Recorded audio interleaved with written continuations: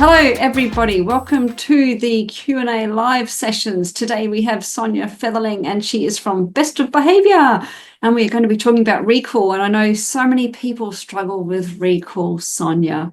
But maybe just quickly introduce yourself. Tell us who you are, what you do, etc., etc., and then we'll talk about the topic. Yeah, so it's Sonia Fetherling. I'm based right outside of Chicago, and my company is called Best of Behavior. I started professionally training about 25 years ago, so it's a long time. I'm aging myself. You don't look that old. And yeah, I mean, so yeah, basically we do some group classes sometimes, but we predominantly do sort of one-to-one training and a lot of behavior work. So all of this anxiety, fear, aggression, resource guarding, all of it. So yeah. And of course we get the phone calls for I've got a livestock a livestock guardian dog, and he has a bad recall. He won't come in from outside, yes. Yeah. And that's so hard when you've got a dog with like that, or high prey drive or whatever to help. So have you got some talking points you want to go through, or how do you want to do this? No, I mean, I kind of took some notes this morning. I actually walked down the street with my dogs this morning and was like, I've been focusing on some presentations I'm giving on resource guarding, so my brain has been there. And this morning I was like, oh, I need to think about what we're going to talk about today. And so I took my dogs down the street, and we've got this small very small area where I can let them run off. So I took off their leashes and was like, this is perfect.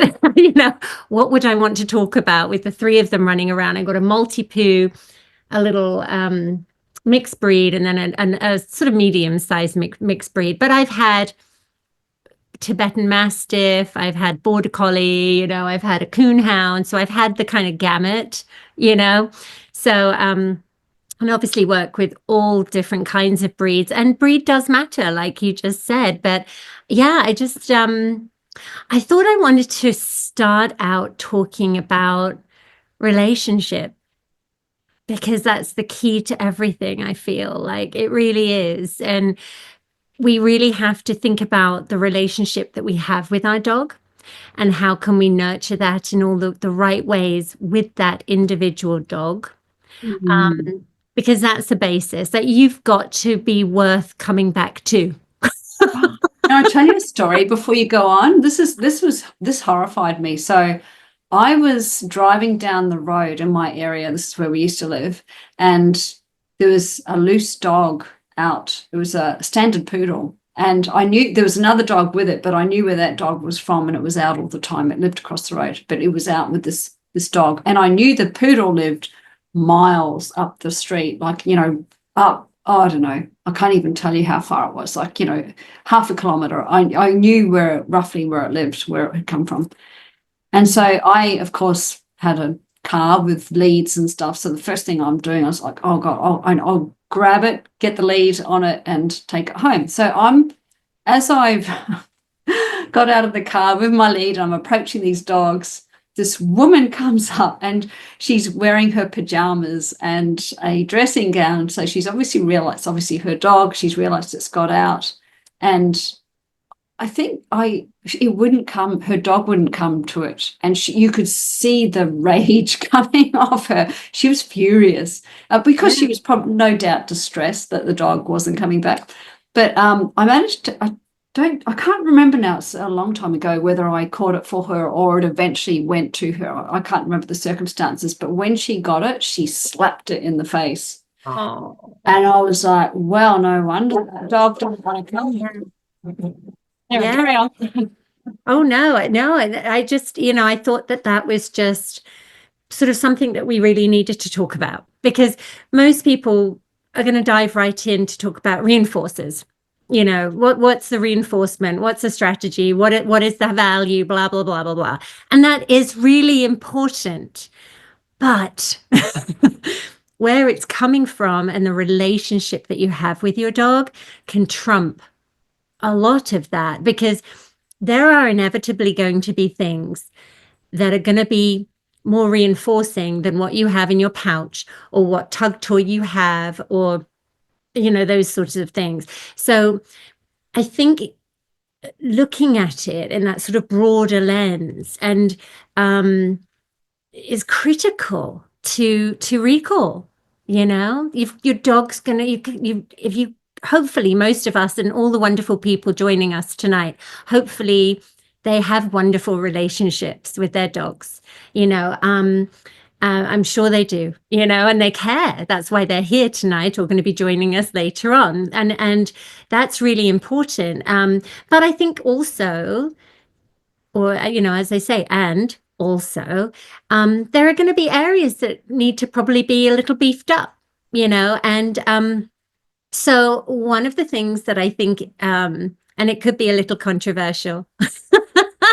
So one of the things that I love, and I've always loved to do, and I do this a lot when I'm tweaking things sometimes, or especially when we're working with resource guarding, but even or even with recall, even if it's just for a short amount of time, I ask people, depending, there are certain rules and regulations that I think like, oh, maybe not in this situation, but generally, I think hand feeding at least one meal a day is wonderful. Now, the rules and regulations are, for me and for my clients, is give some of the dog's food free, so they don't have to, this is not what I'm not saying is the dog must work for every piece of food. I'm not saying that, because that actually makes me kind of go, that gives me the willies. And I don't like that, unless your dog absolutely goes bananas and loves it, then yes, maybe, but I like to free feed some of it to take the edge off the hunger, here, have some, snuffle mat bowl, whatever it is. And then I like to have fun, with my dog. So we might just play simple games. I'm not saying we have to do training. We might just feed initially, just sort of for nothing, just walking around and feeding, maybe playing some catch games. If your dog really loves catching or chasing, then I love doing simple games like that, obviously individual dogs. And so then I like to sort of play it up a little bit too, is kind of asking for some fun stuff like, games, and tricks, if your dog loves to do tricks and, stuff that they enjoy. My border collie used to love, we call the cue was cuddles, and he used to jump into my arms and he loved it because everyone would be like, oh, and things like that. So, it doesn't always have to be viewed as sort of an aversive, when you're talking about hand feeding, it can be very, very positive. And that's what I'm sort of saying. It can be. I just worked with a somewhat recently adopted Labrador mix from Texas, from down south, who'd come up here, and she was having, on the first snow, he jumped out of the yard. And so we've been doing boundary, even though they have a fence, we've been doing boundary work with him. But one of the things that she was having a difficulty with is with the snow, with the moisture, scents obviously become stronger, sort of, or, for the dogs, or more, interesting as well. So let's say, so she was having a hard time getting him to come in. So we did all the sort of normal stuff. And I said, you know what, just for a little bit, let's just hand feed him and see what happens. And she said it was like a game changer. It was a game changer. And it really, really can be, because now the dog really is associating, food acquisition with you. It's, if you're curating that relationship and having fun, then that can be really important too. So that's one thing that I think is always, a really fun thing to do. And you can do simple games, I think, as well, like hand touching, hand targeting and stuff. Again, they're coming toward you at that point. The other thing is, if you are playing like roll it or throw it games along the floor, as they're coming back to you, you can slip in your recall cue, and heavily reinforce them coming back to you, and then go get it, heavily reinforce them coming back to you. So you can get these fun recalls in. Um, and then I sort of really love doing what I call mini moment recalls. So when your dog's just chilling somewhere else or doing something somewhere else, nothing that's sort of you have to drag them away from necessarily, but I'll just say their name and come, and they'll come running and be like, where are you? And and here you are. And then I'll be like, yeah, and we play and we toss cookies and we feed and we play, whatever it is, and so I love those mini moments where I can just fit them in during the day, because I think that's another really important thing for recall, is getting those reps in. It's kind of like recall's like a muscle, You've got to go to the gym, you've got to strengthen it, and you've got to keep it maintained. That's so true. So my 10-year-old, I'm sorry, I had to mute up then because Good. I don't know, something was carrying. I missed a little bit of what you were saying, but I think I got the gist. But something was out the front door, or something was outside, and two of them were barking their heads off, and the boy started howling. I'm like, why are you howling? So sorry about that. But now I've forgotten what I was going to say. Well, actually, I'm thinking to myself like that you look out onto, all these hundreds of miles of nothing but like kangaroos and koalas. If I'm probably, having the No. imagination there. We do have bush around here, but we are in a suburban street, so yeah. No kangaroos. Yes, I love what you were saying. Oh, yeah, so my 10-year-old dog has fantastic recall, except I think I haven't been, because I'm like, well, she's 10, like I don't need to keep doing it. But I've noticed as she's getting older and I haven't done it as often, she's kind of like, oh, maybe I won't come. I don't know if I can be bothered. This is more interesting. Yeah, yeah, absolutely. And so I was trying to think this morning, was like, I wonder what, Ness's people that, are they just kind of learning to do recall with their dog? Are they sort of midway, or are they really advanced and they're looking for those tweaks? And I'm like, probably the gamut, I would assume. So, Yes. yeah, so doing those mini moment recalls, just dropping them throughout the day for no good reason other than like quickly, again, 20 seconds and you're done and you've got your reps in, Yeah. just throughout the day. So, I love that. And I also love practicing calling them away from nothing. That's your sort of low level, right? And then as we start to sort of get a little bit more challenging, and I think this is where, people practice things like I call it the ping pong recall, where you ping pong the dog back between two and then maybe three people, and you're calling the dog. And so when I do a recall, I should tell you guys this, because to me this is so important with recall, is I bring the food. If I'm doing food, I bring my food basically depending on the size of the dog, right between my knees or between my thighs, and the dog comes all the way up. Is that how you teach it, Ness? I have two, I have a formal one because I used to do competition. Oh, yeah. So, front sit, looking at me, not too far, not touching, but close enough. And then I use here for that, here. And then I have a more of a, if I say come, it's more of a, hey, I just want you near me. I don't want you, I want you to come, but I don't care what you do when you get here, just be with me sort of thing. So yeah, they understand the difference, but yeah. Yeah. Yeah. And that's really important. So the reason that I do that is I make sure that all my clients pull the dog in, because what they tend to do is hold their hand out and then you're away, right? Or 3 feet. Hold on, I'm trying to do it for US and it's okay. I understand 3 feet, yeah.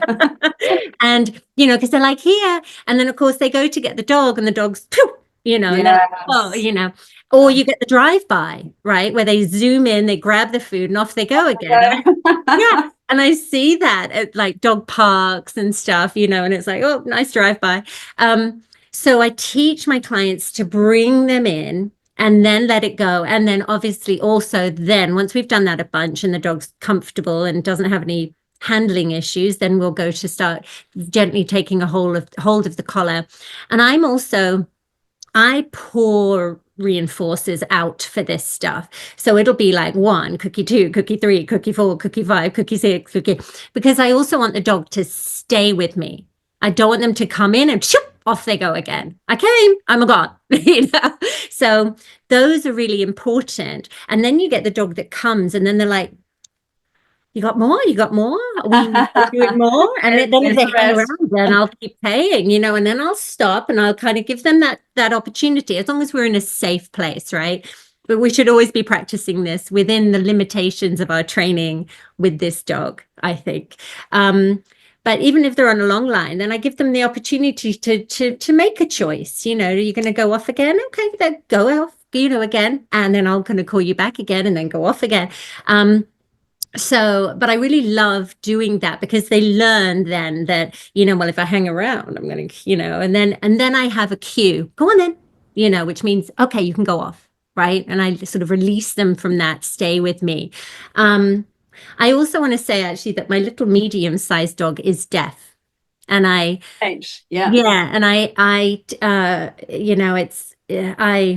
not a super fan of, she's never had anything but a harness on her, actually. But I used social facilitation with my older dog, my largest, my medium dog. And I also just use physical cues. So she has, recall, close recall looks like this. And then my distant recall, I taught her to check in with me. So she only goes probably 30 feet or so, and then she stops and looks. And then I'll be like, go on, which means carry, or I'll signal. If it's a far distance and she can't quite see this, I hold my hand up really high, like, putting your hand up in school, and then she sees that, she immediately starts running. And then I have my close recall, and then the same, so I don't believe we need to use aversive collars, especially on deaf dogs, to teach them recall. I know some people use vibration collars for deaf dogs. Just to say, hey, I'm over here. Right. To me, though, we come back to that relationship. Like, I am teaching them, like, just check in with me.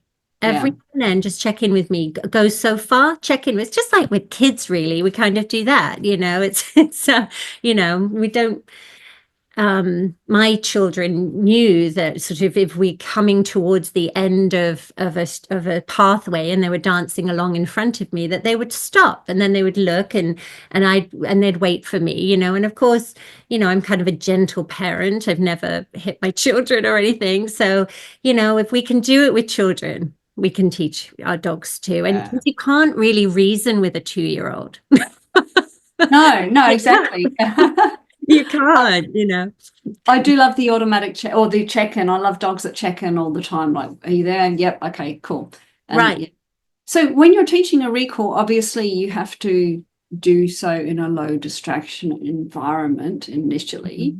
And then before you take it out on the road and add in harder and harder distractions. But I mean, there's plenty of people that will say, oh, well, for me, it would be kangaroos or wallabies. In America, I'm assuming squirrels and other little rabbits, perhaps. Yeah.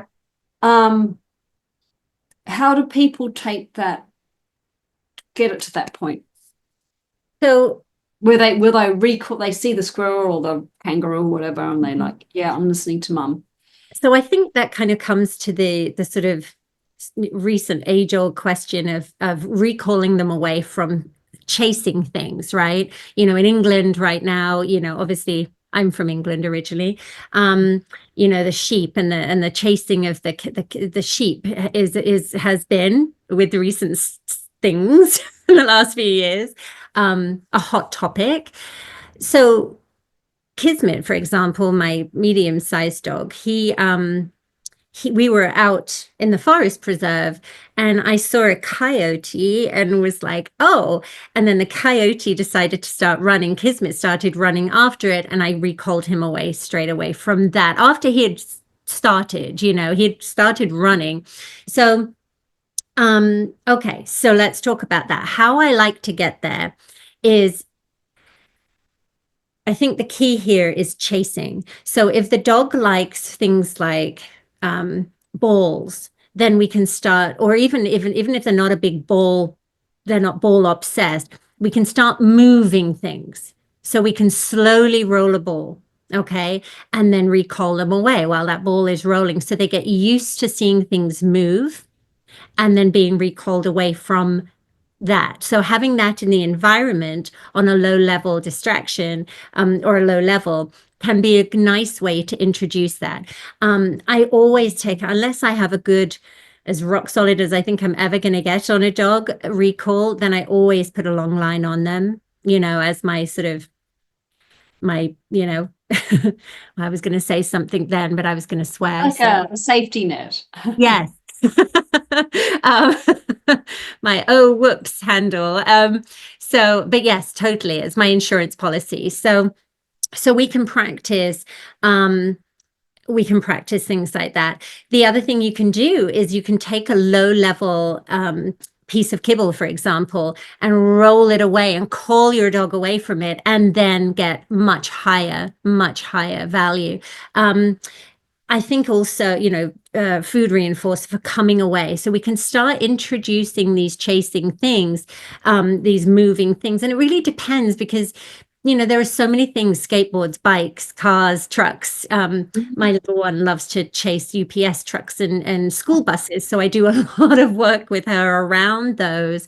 And then also, where possible, I like to introduce the Premack principle where possible. So do you want to explain that for people that don't know the Premack principle? Yeah. So the Premack principle is using let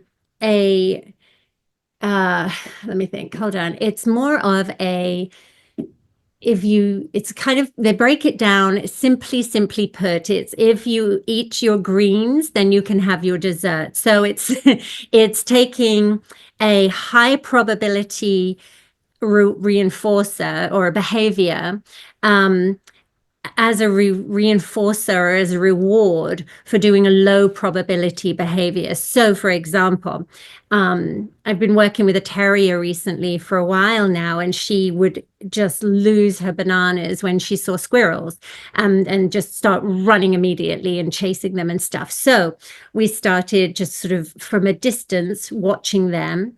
And then when she was able to calmly observe them, then I'd say, okay, let's go get him. And then we'd chase, So, and so we then would be able to get closer and closer and closer and closer to the tree without losing any bananas. She had learned how to be calmer and watch her and just watch the squirrels and start to sort of control those emotions. And then, on cue, we'd go and chase the squirrel. So high probability behavior was the chasing of the squirrel. Low probability behavior was either listening to me, not running. So a sit, or let's just watch, or let's just walk normally. Those are the low probability behaviors. So I like using them when appropriate as a reinforcer, because those are the things that I can't provide. I'm not going to bring a squirrel into my house, and it's illegal to have a squirrel as a pet in Illinois. I know. But I can't compete with that. So where I can, potentially use it as a reinforcer, because it is a prized reinforcer. I can't really mimic that. Okay, so that's sort of one way that I like to do it. We just talk about reinforcers because I know you've talked a lot about food, and now we've talked about releasing the dog to what it wants, in a sense. With Chase, she loves balls. So one of the rewards was ball, but I actually, a little bit like what you were doing with your dog, where they jump on you. So she would, she does something I like, I throw the ball, she comes, she gets the ball, reinforcer one, and then the second reinforcer was I'd let her come and slam into me. Sometimes at great speed, so I had to be a little bit cautious. But that, for me, that was like a double whammy reward or reinforcer. So that was, I guess what I'm trying to say is I'm assuming you would encourage dog guardians to find out what floats their dog's boat. So finding out, so it may not be food, it may be toy, it may be touch, voice. Yep. Yeah. So the thing that's really important with reinforcers is we as the giver don't get to dictate what the reinforcer is. The being that is doing the behavior chooses what is reinforcing to them. And that is not always going to be the same. So if they've been running and running and running and we're trying to give them dry liver treats, they're going to be like, it's like when I've had too many chips and salsa at the Mexican restaurant, I don't want the third basket. I really want my margarita. I'm so thirsty, right? So that then is way more reinforcing than any more chips and salsa at that point. So reinforcers change too. And, if I'm cold, my jacket is going to be a reinforcer, which might not be in the middle of summer. So reinforcers change depending on the internal state of the being that's doing the behavior, and the external state affects it as well. So, and there's a lot of things that go into that.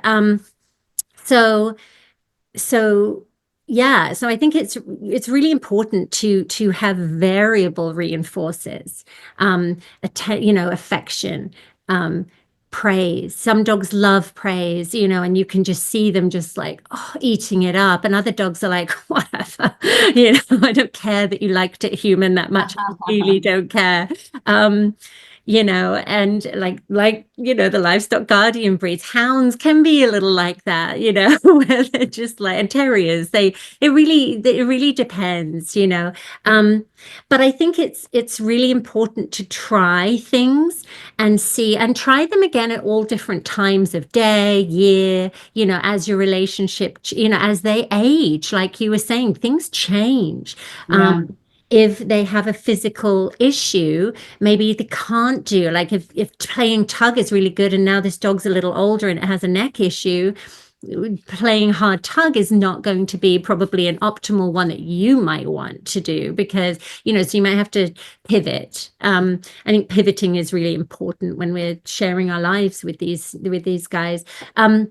I was going to say, though, for the chasing, just sort of going back and talking about reinforcers, is that one of the things that in 2003 I got my border collie in, and I started to really train much harder into agility at that time. So one of the things we start out as soon as we get that puppy, back then, I don't know what they do now. I haven't done agility in a while. I had human kids instead. A whole different type of agility. But we would have one of our friends, our fellow trainers or friends, hold the puppy, and then you'd walk out just a few feet and you'd dangle your tug toy, because you'd already reinforced your tug and made it like so that they loved playing tug with you. And then you'd say, the puppy's name, and then come, and then you start running, and the person would be holding this puppy that would just be like, and then boom, you let them go and they run after you. So there we are, fulfilling the need to chase, right? The dog is learning, I love to chase, but I love to chase you because it's really fun, and you've got the value here. And that's something that, I will always practice too, it's like when I'm going outside and I'll see my dogs, if they're off leash, and I'll say, come, and then I just take off in the other direction, and I might look over, but they're usually just, I can hear this. Yeah.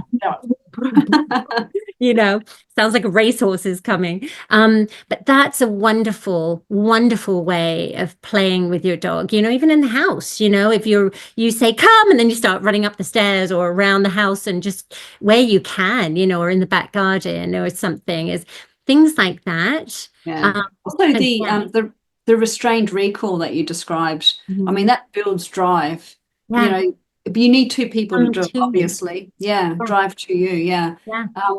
Sorry, carry on. I just thought I'd mention that as we were talking. Yeah, no, I think it's just one of those things that is is such a wonderful way to get because you see it that the second they hear that word, where is she? You know, Yeah, eyes light up. Yeah. yeah, If you're holding them, obviously without hurting them, yeah, and oh not yeah, yeah. around, not if you've got a collar on, you don't want to have it around Oh the no, collar, it's like around the whole chest. body. Yeah. Mhm. But you can see their eyes light up and they're Mhm. scrabbling to get to you, and Yeah. they're not releasing them, you're not releasing them, and then bang, and it's like this little whoof. Yeah, it's like those little toys that you used to pull back and then let go and Yes, then yeah. shoo, those cars, you know. But I love doing that. And you know, if Fun. you're blessed enough to have a puppy, you know, it's you know, that's a great way. But even, you know, any dog that you is in your life, you know, it's like if you haven't done it, you know, do it because Oh, it's so so much fun. fun. As long as we don't have any, you know, you know, issues that could be fed into, you know, I wouldn't necessarily do that with a dog that had some separation issues with the owner or something, you know. And if you're worried your dog's going to nick off, because I have seen this happen where the dog is doing a restrained recall, they're released, they're running towards the guardian, and then they go whoop. So Yeah, maybe a long line for those dogs. absolutely. Long lines And are less love distance. long lines. I know. Yeah. Yeah, I mean, I'll put 100 feet of a long line on a dog, you know, if we're really, you know, and then just sort of, you know, I love long lines. I think they just really just that you're just in case insurance, you know what I mean? The other thing that I was thinking of this morning is I don't remember, I'm pretty sure it was Ian Dunbar that does like the hamburger tree. Have you ever heard of that? No, I'm no. pretty sure it's Ian.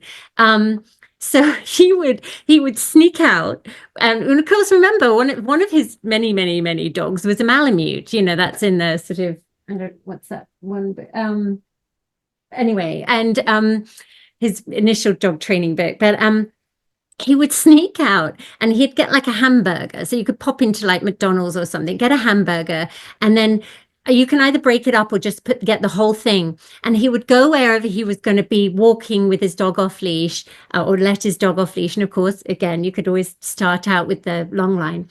Um, and then he would hide the hamburger up in a tree. Oh, And then okay. he'd go back, get his dog, la la la la la la, and wash his hands, obviously, so he didn't have any really strong scent of hamburger on him. And then they'd walk off you go then, you know, and the dog would go off leash. And obviously, this is when you've done a lot of resource, see my brain on resource, Awesome. a lot of Yeah. recall practice. Yeah. And then he'd call the dog to come, and of course he didn't maybe have special treats on him or something, but he'd call the dog to come to him, and he'd be by the magical tree. The dog would come running, and then he'd reach out, and like manna from heaven, there's this dog suddenly gets this amazing hot hamburger, and was just like, wow, like he pulled hamburger out of nowhere. And it was just, I love that whole idea of just producing Yeah. it out of thin air. Yeah, that's amazing. I like that. Yeah. Yeah, it's just such a fun thing to think about. So what So, about Mhm. oh, I was just telling you a story about Bertha. So I did the automatic check-in a lot with her as a puppy because Chase did have some recall issues in the sense that, if she was off leash on a training field and she saw another dog on the distance, or not, like on the field as well, she's like, oh, I'm going over there. She was a teenager, so, Oh, yeah. So what happens when they become, I don't know how old your kids are, but teenagers often turn deaf in many senses, and that beautiful cum that you might have as a puppy is suddenly completely trashed when they're a teenager, and you have to work to get it back. But so I didn't want a repeat of what happened with Chase, because it's so much easier to get it right in the first place than to have to fix it. So we did a lot of recalls and automatic check-in training. And one day I was walking her and there was bushland there, and I got kind of around a corner and she was slightly ahead of me, and there's this huge kangaroo, not just a little one, great big kangaroo. Of course, Bertha's clocked it and she's taken off, and this kangaroo's gone, poof, I'm off into the bushes because it was a little bit of a clearing. She got to the edge of the clearing, and of course I'm like, Baba, come on, Baba. And I'm, come on. And like there was a little bit of anxiousness in my voice because I'm like, oh, I don't want to lose her in the bush. But more, hey, come on, come, this is really exciting. And she turned around and she came back to me and I threw a party. My heart was going bang, bang, bang, bang, bang. But I'm like, you are the best dog ever. Yeah. And she Wow. knew what I was thinking, and I think Oh, it was just so nice. But I think one of the issues, and I'm sure you would agree, is when a guardian is struggling with recall with a dog and it's already not, ignoring them, and they'll say maybe they just want to leave the park. Maybe they're at the park and they're like, it's time to go, and dog doesn't want to leave the park. So it's like, yeah, no, we're staying here. And they'll go, Fido, come. This would be my husband, by the way, because that's how he thinks. You say sit once and the dog doesn't do it. So you just repeat, repeat, repeat. But you and I would recognize that maybe if you keep saying it and the dog still doesn't come, then you're actually helping the dog learn that the word doesn't matter. So do you think a lot of dog guardians maybe fall into that trap, and what should they do about Whew, there's a few things to cover with that one. That was awesomeness. So, um, it depends. There we go. I pulled out the it? favorite thing. So, for example, I have two little terrier mixes that I work with. They're kind of bulldog terrier mixes. And they're terriers. I mean, they are bred to think for themselves. I'll get back to you like a cat. I'll get back to you when I'm done, you know. So and they're not mine. I do day training with them. So it's challenging sometimes to get the people to follow up.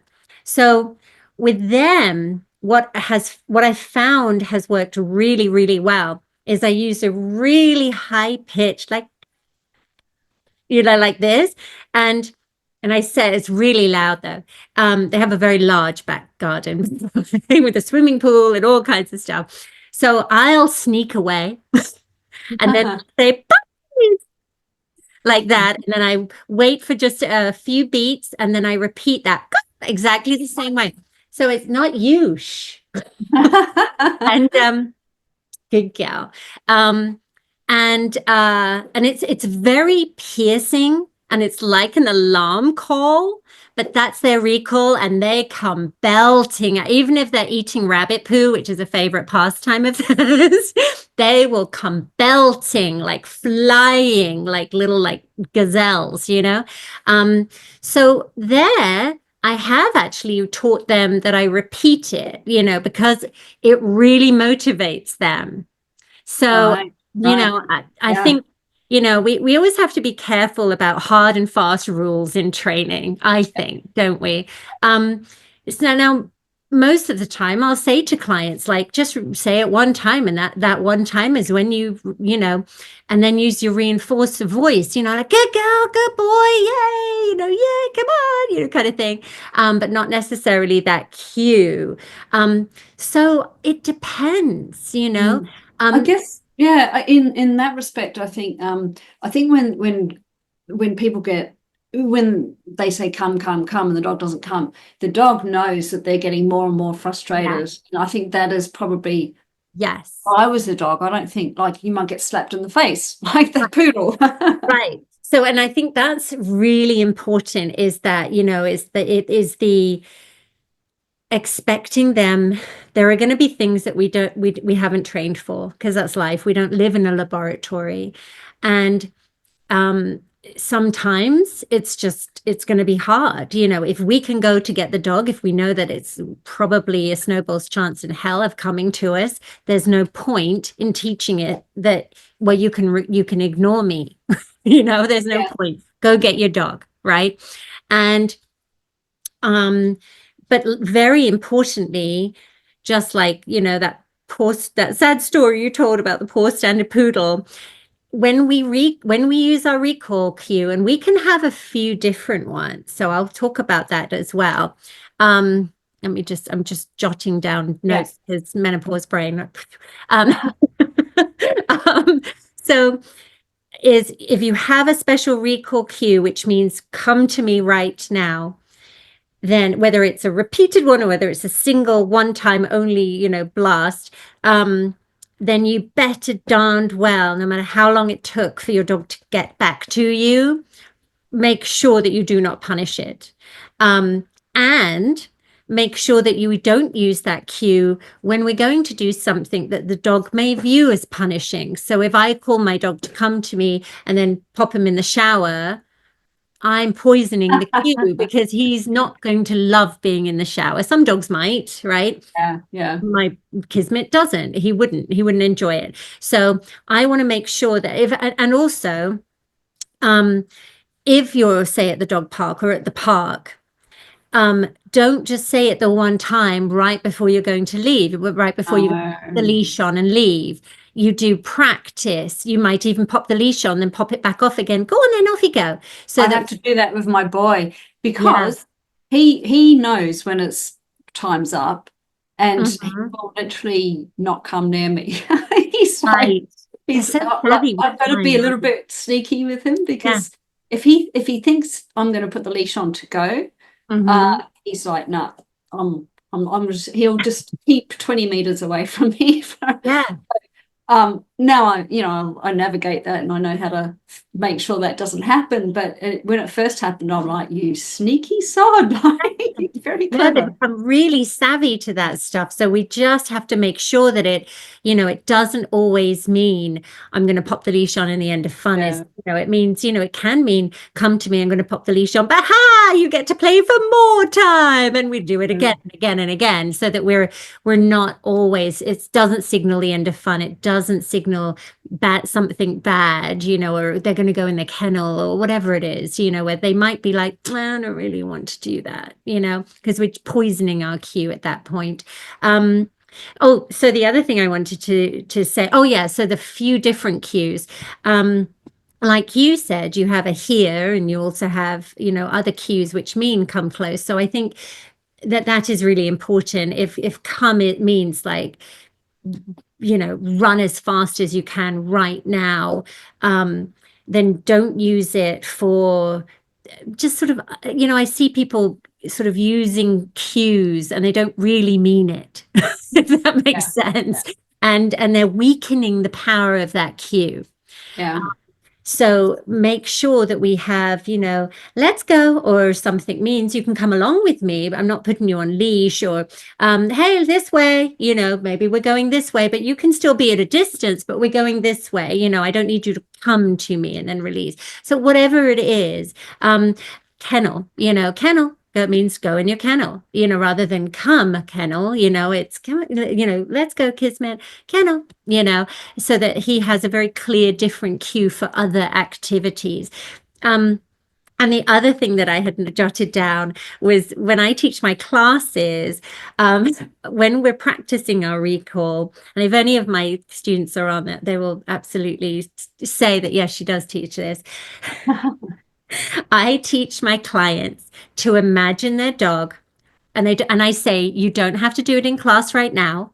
I do, obviously, because I want to demonstrate. When you go home and no one's watching you, because no one wants to make a prat of themselves. It sounds bad. Are you sure you want to tell us? You don't want to do it in public, just do it at home. I did it in public. I teach, but you know how people get very self-conscious, and of course I make a complete prat of myself all the time. So I'm just like, whatever, I don't care. But I say, imagine your dog running towards a busy road. How would your voice change? Just yours running towards a kangaroo. So I say to my students, imagine that. And I want you to start using that voice as well. Sometimes, not all the time, but sometimes if you're going, come, like screaming because you're panicking, it's going to happen. It's going to be natural. It's very hard to just go, come, when your dog's running towards a 4-lane highway. It's not going to happen. So I tell my students, please practice this with your dog because it's a different cue then. It totally sounds different.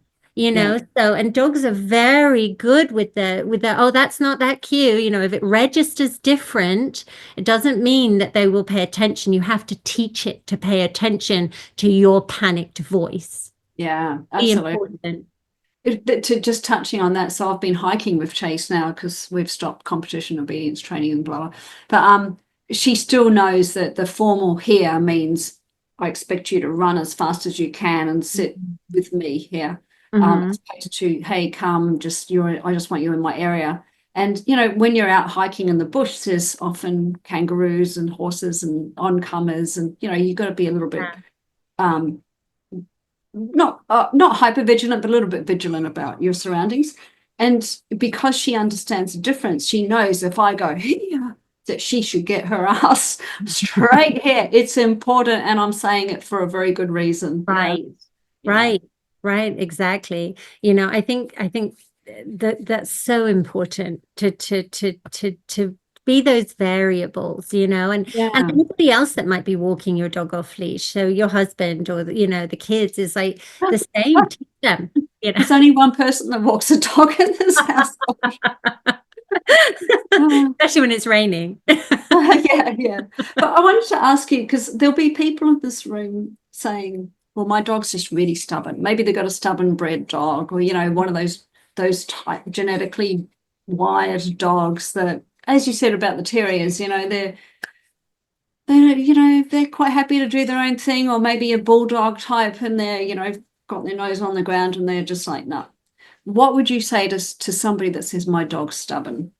They won't come when I call. Keep them on a long line for starters, but Well, again, I had a coon hound, I had a Tibetan Mastiff. So those are typically some of the breeds that, or the breed groups that also get that stubborn sort of label.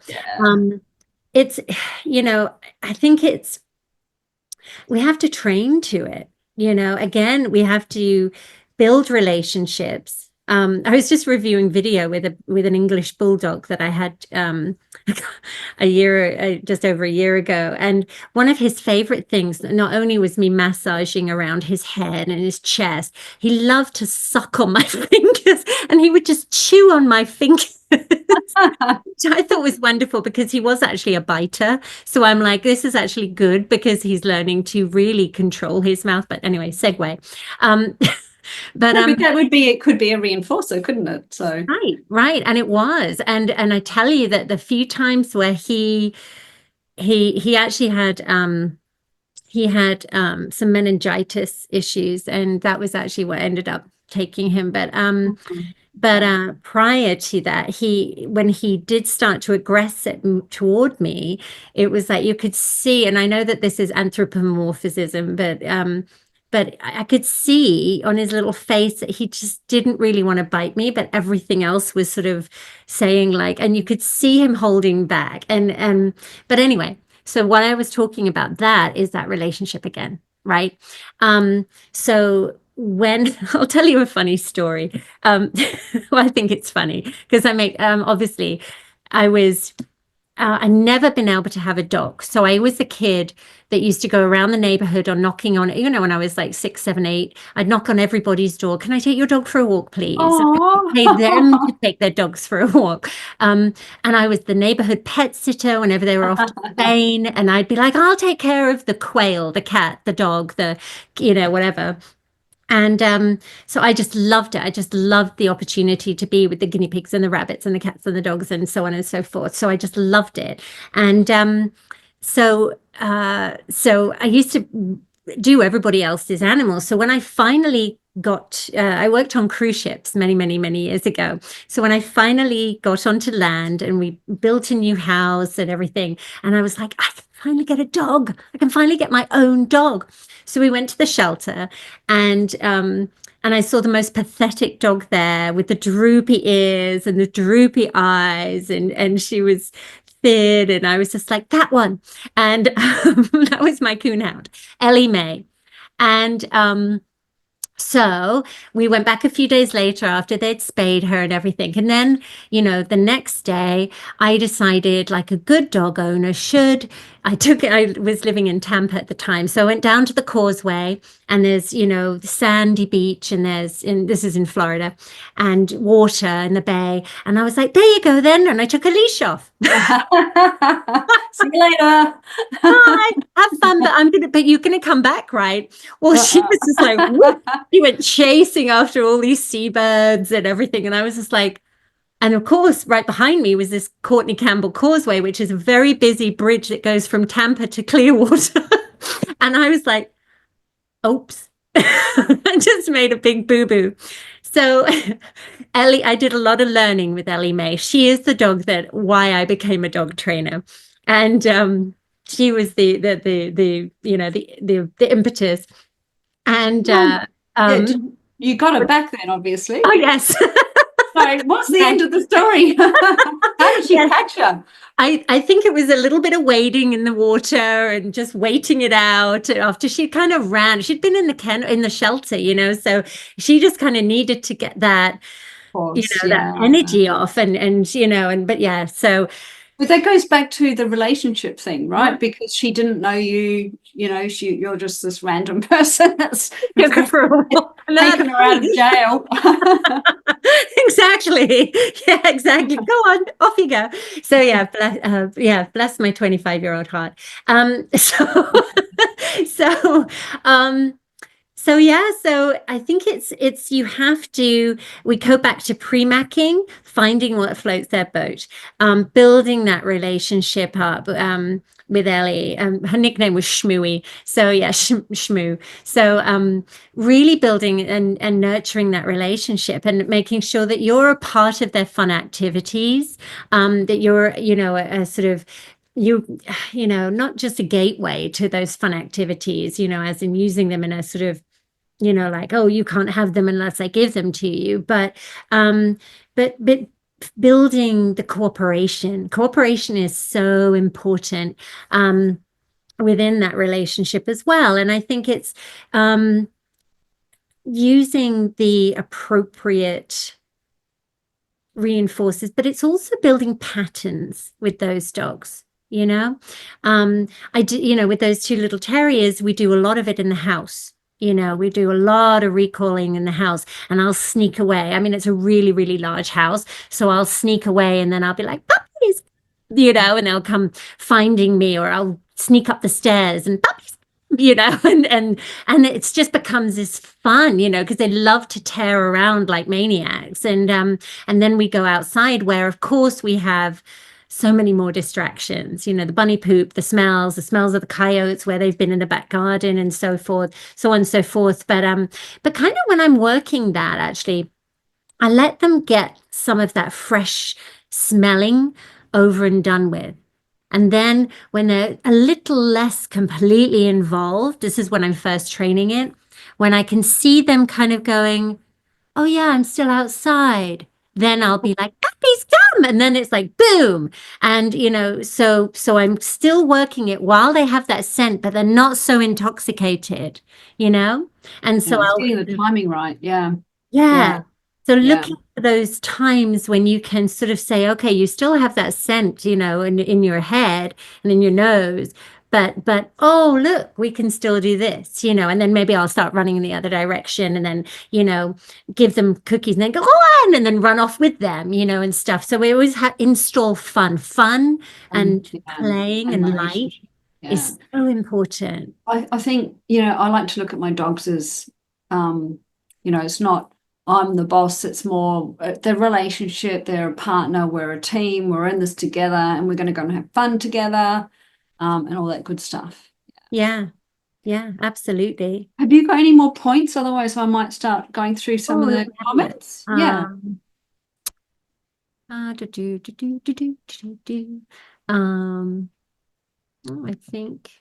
Oh, just hiding, like I said, the ping pong and hide. Those are nice, fun things that you can do inside, and then you can, progress going outside.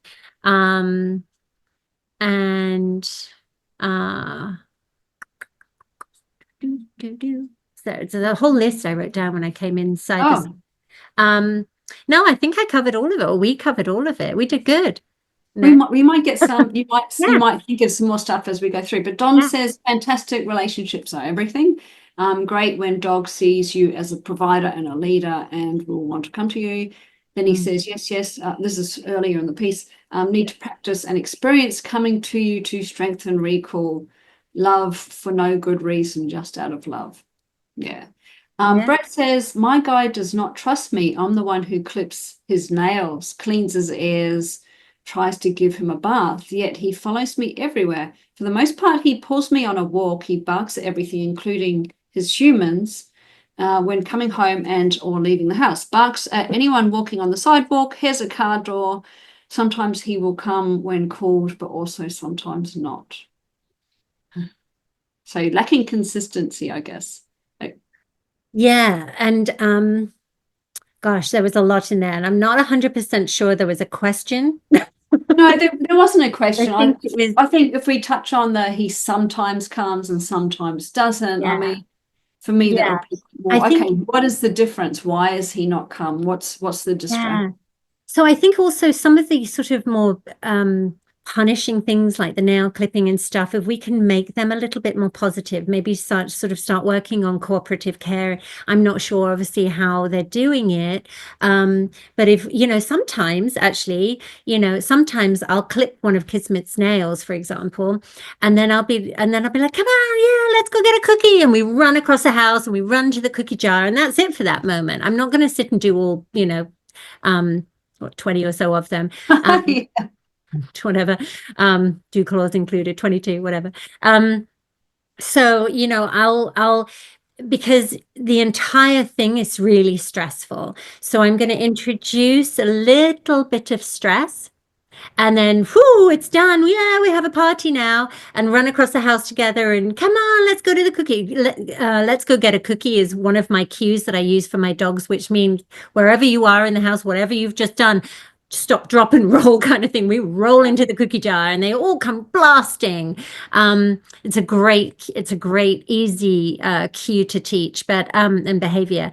But so I would start to see if I can lighten up and sweeten those more miserable things. If it's a bath, put some peanut butter on the side of the, where the tiles are. Let the dog lick the peanut butter if it likes peanut butter, whatever it likes, or wet dog food or whatever.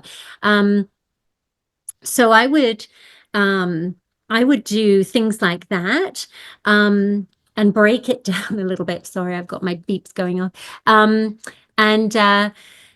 And break it up a little bit more, and then practice really positive recall, so that when you're only using that word, and you may have to use a new word, Yeah.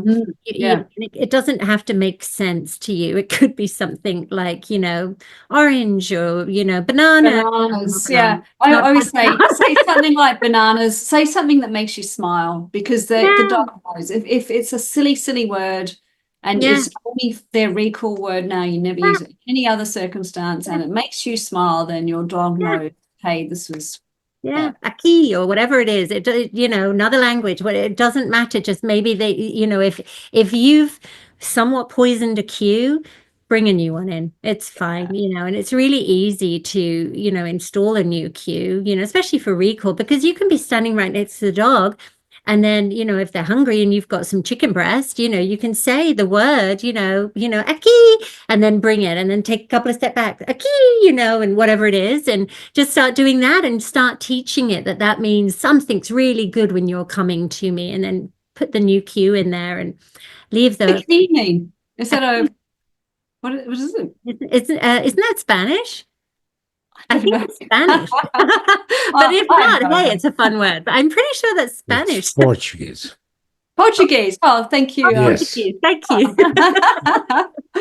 Thank you very much. Someone understood what I was saying. Yeah. Yeah. Oh, and Spanish. There we go. Portuguese Yeah. is right. So Oh, there you go. There you go. Maria says her Samoyed only comes if there are no squirrels. We've kind of touched on this, but do you want to maybe just reiterate? Yeah. So if the Samoyed doesn't come when there's squirrels. Yeah, basically, yeah. If there's So squirrels, it won't come. okay. So what I generally will try to do is start as far away as I can from a squirrel tree, because they're often dancing all around. You'll sometimes get like 8 of them running between 2 trees. It's insane.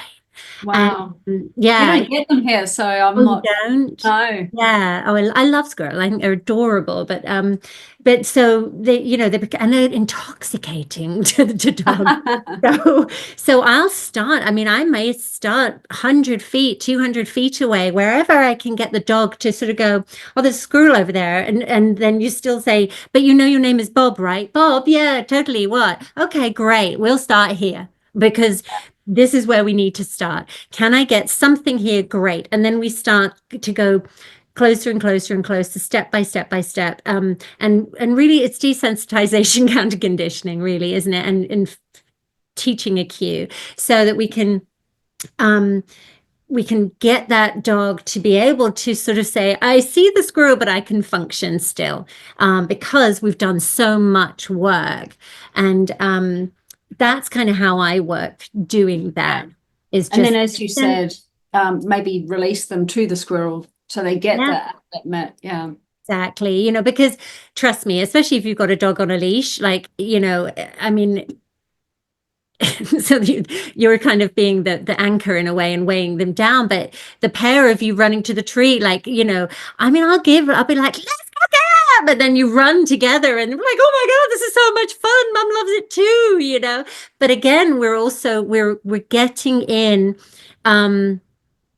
that fun. But also what I would do is, as we're starting to get closer, and I'm talking 50 feet, not like a few feet, I would do a lot of practice of standing then behind the dog, because that they're functioning at 50 feet, right? So then I would say, Bob, come. And I'll be standing behind them, and then they'll be like, oh, okay, mum. And we start practicing calling away from observing the squirrels. Things like that is how you're going to get a good recall around those more challenging critters. Yeah.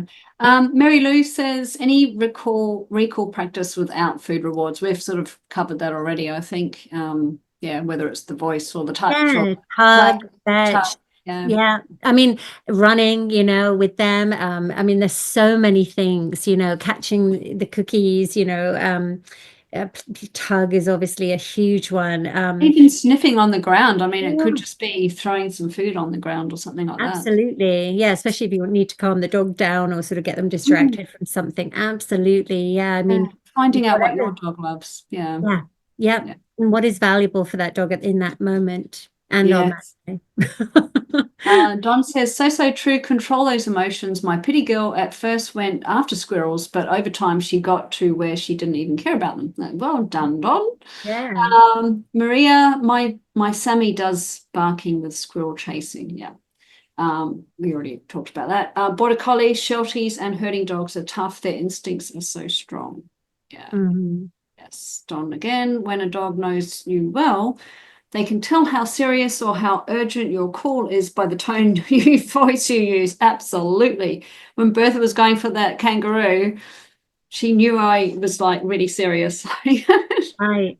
Right. Absolutely. Actually, You used your mum voice. yeah. Well, no. I was, and I did this with Chase as well. So I've told the story before, but for anyone that hasn't heard it, so the two dogs behind me on the wall, Caro and Zerotti, and Chase was a Mal. When Chase was a puppy, so we in our old property we had a pool, and we have to have pool fences over here, so you can't, you go down to the backyard, then you open up the gate, and we lived in a semi-rural area at the time. Snakes, poisonous snakes, very, you've got to be very super careful.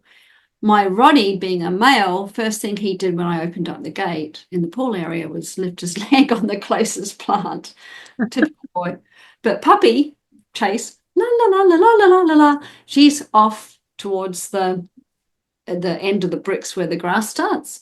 And I could hear this weird noise.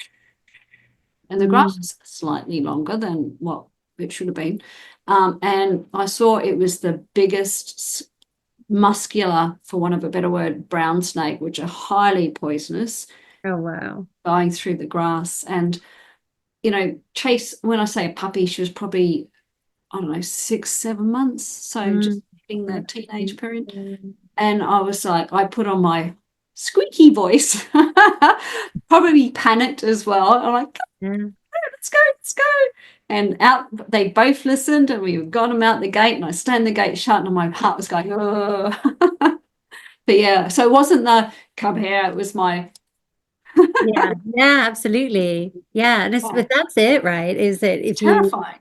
have trained all the different voices, but again, it's like I love to do the really happy. I mean, that's kind of how I always teach it, is just, make it sound like, somebody you want to come back to, you know, Yeah, yeah, you know? exactly. Yeah, And yeah, and those higher pitches, when the dog really is focused, you know, and I mean, even with us, when we're really focused, working on something, doing something, if it's just a sort of rumbling like, I mean, you know, my poor husband sometimes, you know, it's like he's like, "Didn't you hear me?" I'm sorry, what? You know, I didn't, you know.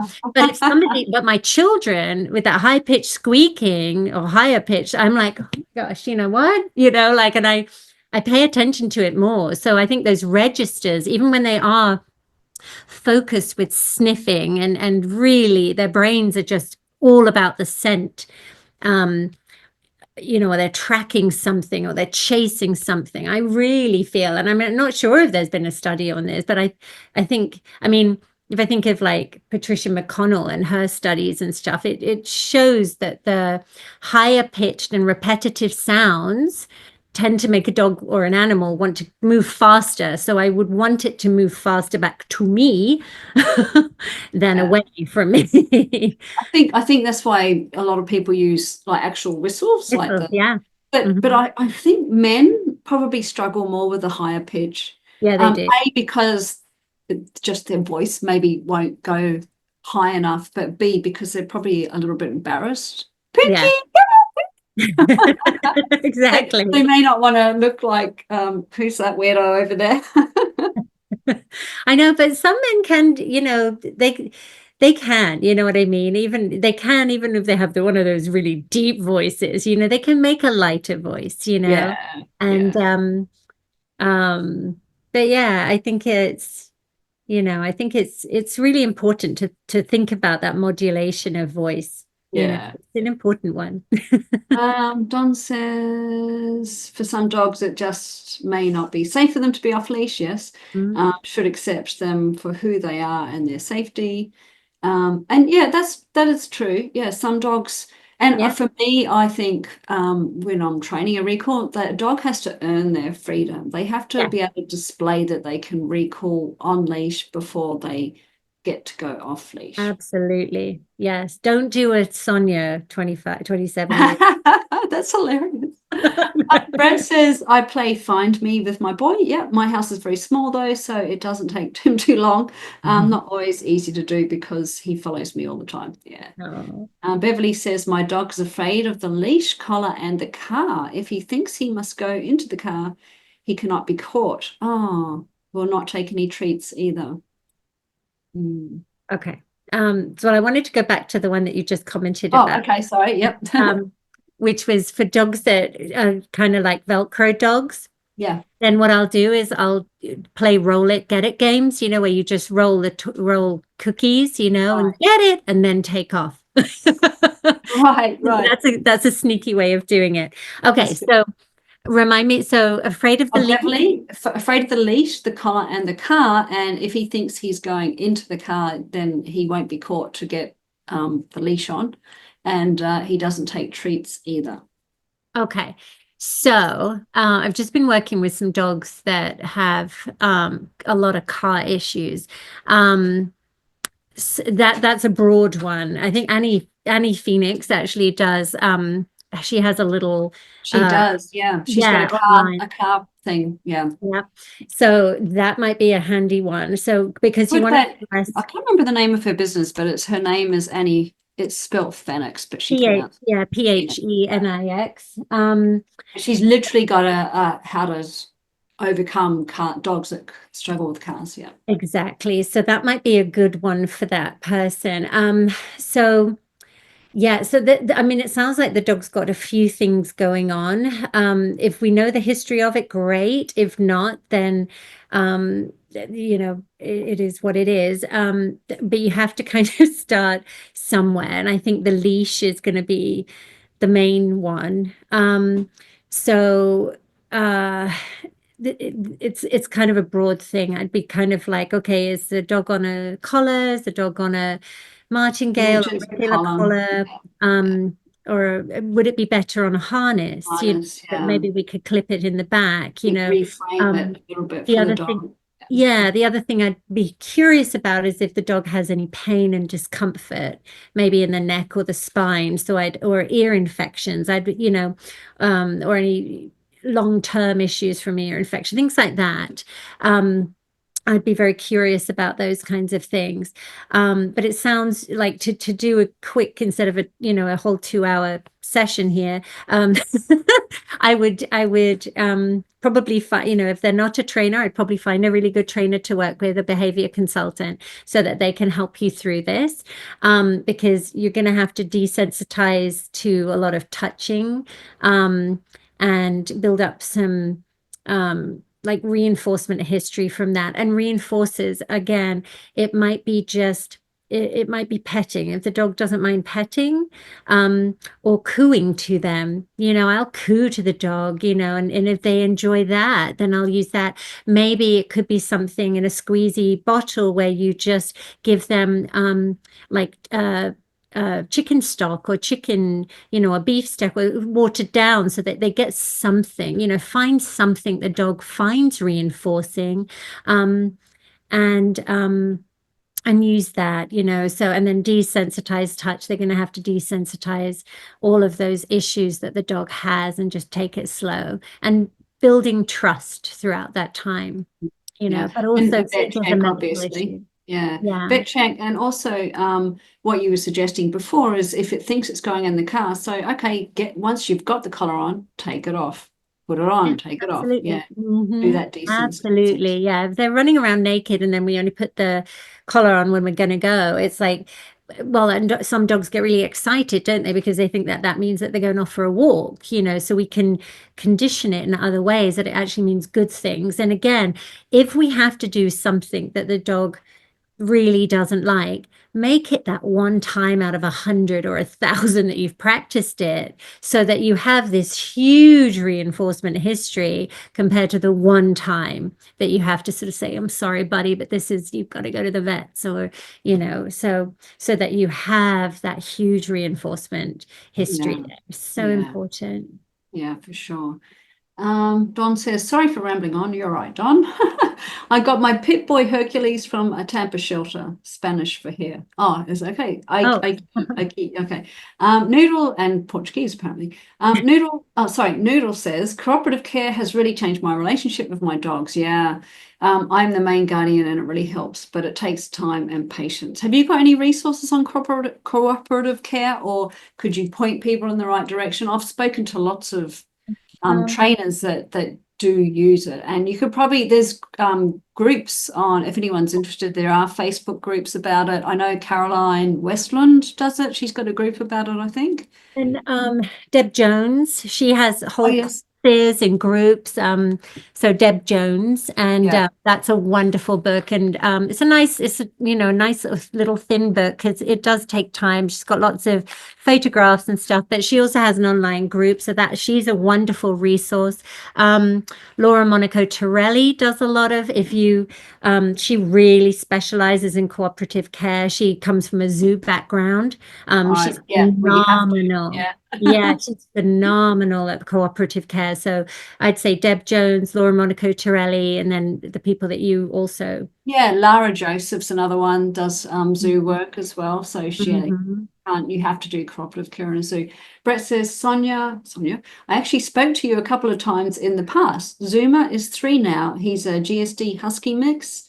My name is actually Nancy. Oh, my name is actually Nancy. I'm assuming her husband or whatever is, or Oh, yes, it's yeah, is Brett. Brett. Really nice.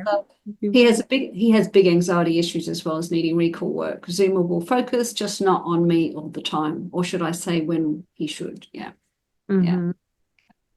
Mhm. Sarah says, Sonia, who is your favorite trainer in Wisconsin? Wisconsin. Wisconsin. Well, that would be Sarah Calnice. And do you know who that is? Ness? Sarah Calnice? So No. she is a wonderful trader in Madison, in Wisconsin, which is just north of me. Oh, so She is the language of gotcha. dogs, Right. which is, where is my DVD? Here it is. Here it is. Is, oh, hold on. Let me just grab it. See, I have everything at my hands on my bookshelf. Sarah. did this Oh, amazing, language of amazing. dogs, Showing right? me again. But this is also available via Dogwise streaming. Yeah, she is really funny. But Right, yes. this should be everybody should have a copy of this Yeah, because it is absolutely. phenomenal and it will teach you so much about dog body language. So oops. So yeah, so but yes, definitely Sarah. Well, maybe we could get Sarah on to do a chat like this I'm because I love sure talking she would about body language. love to. Yeah. Yeah. So Sarah, I'll reach out to you. Don says, last from me, one thing I do with my dog and all the dogs I greet, I ask them, do you want to say hello to me? Do you want to go for a walk? They always answer. Oh, yeah, but that's it, right? It's a conversation. Training is a conversation to me. And my boy's saying, like, Mom, come on. It's a conversation. It's a conversation. You know, and one second. What I was going to say is like a good relationship is not about hey, here, what is it? It's not about force, you know. Unfortunately, we do have some control over our dogs sometimes, right? Yeah. We have to live in society and to keep our dogs safe. So, but a good relationship is not about force, and I think training to me is a conversation. It gives us the same language where we can have a conversation and you can use trained behaviors to communicate to me and I can ask you to do things and then I can read the body language and see what my dog is saying. Do you want me to come close and continue petting? Do you not want me to? I just worked with a lovely family on Saturday. They just got within the last month a 3-year-old Great Pyrenees, and she very malnutrition. It had been down in Kentucky, living outside for the 3 years, and was actually very underweight and just and not the greatest condition. And now she's living with this amazing family up here, and she didn't really want to come in. She was very anxious. She very nervous around the little children and everything. Very sweet dog though. And we spent a lot of time on Saturday talking about what is she saying, giving her space, inviting her to have a relationship with people and then seeing what did she want. And I've got some lovely photographs where the kids were running around being as noisy as they just little kids, you know, two and three, I think, and 6 and before she was just like she would sit there just like this and her anxiety was getting worse, hence the panic call from mum. And by the end of the session, she was just laying there with her leg up, just being pet, and she was as calm as a cucumber and cool as a cucumber. And she said, well, she said, I've got two of their cousins are coming over, which are the same age.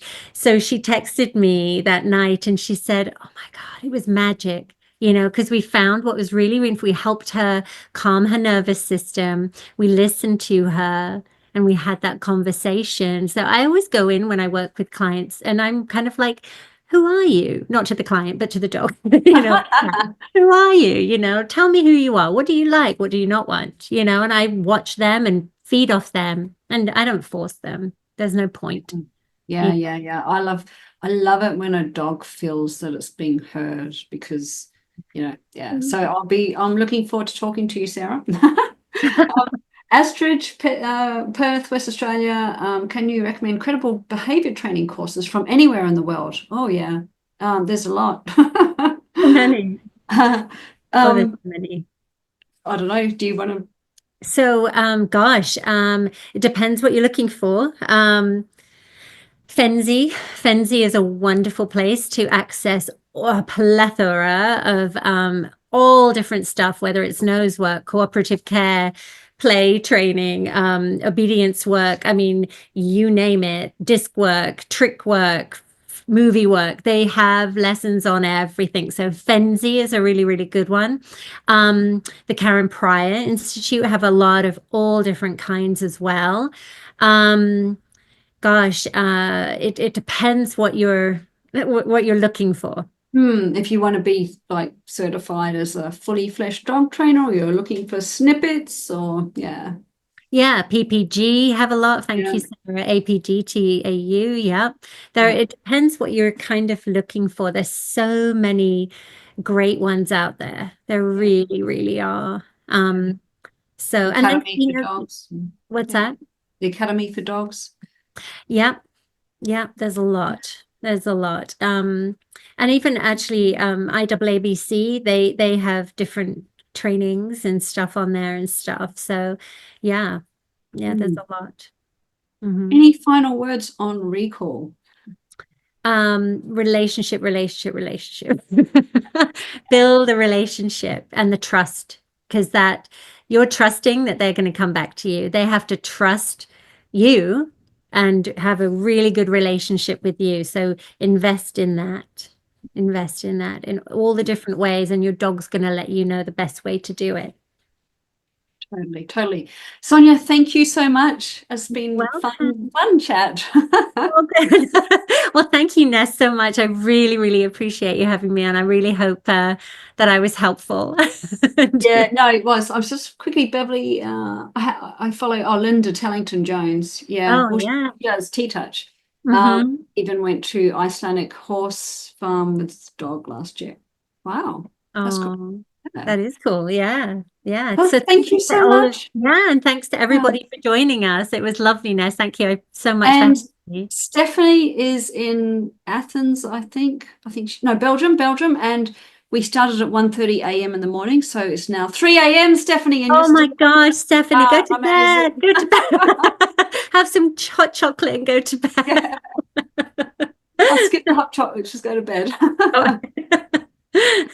All right, guys. See you. Thanks, Sonia. You're welcome, Ness. Thank All right. you. Bye. Bye.